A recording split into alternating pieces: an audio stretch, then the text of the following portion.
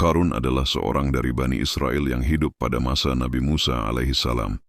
Ia dikenal sebagai orang yang sangat kaya, bahkan kunci-kunci gudangnya saja terlalu berat untuk dipikul oleh beberapa orang kuat. Namun meskipun berasal dari kaum Nabi Musa, Qarun berlaku zalim dan sombong. Allah Subhanahu wa Ta'ala berfirman dalam surah Al-Qasas ayat 76. Sesungguhnya Qarun adalah termasuk kaum Musa, tetapi ia berlaku aniaya terhadap mereka. Dan kami telah menganugerahkan kepadanya perbendaharaan harta yang kuncinya sungguh berat, dipikul oleh sejumlah orang yang kuat. Ingatlah, ketika kaumnya berkata kepadanya, "Janganlah engkau terlalu bangga dengan harta itu.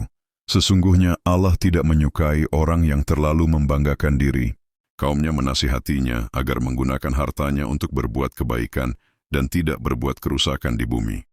Namun Qarun menolak nasihat tersebut dan berkata dengan angkuh bahwa semua hartanya adalah hasil dari ilmu dan usahanya sendiri. Allah mencatat perkataannya dalam surah Al-Qasas ayat 78.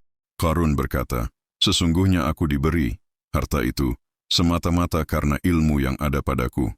Tidakkah ia tahu bahwa Allah telah membinasakan umat-umat sebelumnya yang lebih kuat daripadanya dan lebih banyak mengumpulkan harta? Orang-orang yang berdosa itu tidak perlu ditanya tentang dosa-dosa mereka."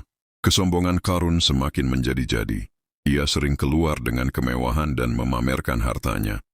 Orang-orang yang lemah imannya pun terpesona dan berharap memiliki kehidupan seperti Qarun. Namun, orang-orang yang berilmu mengingatkan bahwa pahala Allah lebih baik bagi orang-orang yang beriman dan bersabar.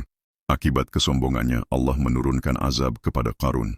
Bumi tiba-tiba terbelah dan menelannya bersama seluruh hartanya. Allah berfirman dalam surah Al-Qasas ayat 81, "Maka kami benamkan dia, Qarun, bersama rumahnya ke dalam bumi. Maka tidak ada baginya satu golongan pun yang dapat menolongnya dari azab Allah, dan dia tidak termasuk orang-orang yang dapat membela dirinya." Orang-orang yang sebelumnya mengagumi Qarun pun sadar bahwa dunia bukanlah segalanya. Mereka berkata dalam surah Al-Qasas ayat 82, "Sekiranya Allah tidak melimpahkan karunia-Nya kepada kita, tentu Dia telah membenamkan kita juga. Wah, ternyata orang-orang kafir itu tidak akan beruntung."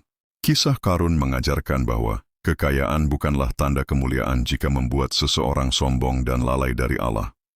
Harta harus digunakan untuk kebaikan, karena pada akhirnya yang benar-benar berharga adalah keimanan dan ketakwaan.